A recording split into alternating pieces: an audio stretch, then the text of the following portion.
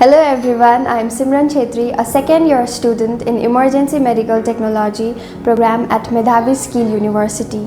I chose this course because I want to make a real difference in healthcare, and it's so exciting to think that one day I could be helping people in emergency situations, and this course is definitely preparing me for that. And if I have to talk about learning experience, the classes here are so practical and hands-on, which is helpful. I'm still learning and not fully ready yet, but I'm getting better every day. I have started learning important skills like how to stay calm and think fast during emergencies.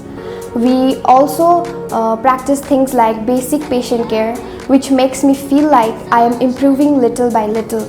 And the teachers here, they are amazing, they are really supportive, and they make sure we understand everything.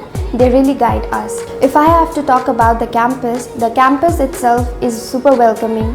There are students from all kind of backgrounds, so it's easy to make friends as well. Plus there are fun events and clubs to join, so there is always something happening. With all the skills I'm learning here, I'm slowly building confidence for future career in emergency medical technology. I still have a lot to learn, but it feels like I'm on the right path. So yes, I would definitely recommend Medhavi Skill University to anyone who's looking for a good hands-on education. Thank you.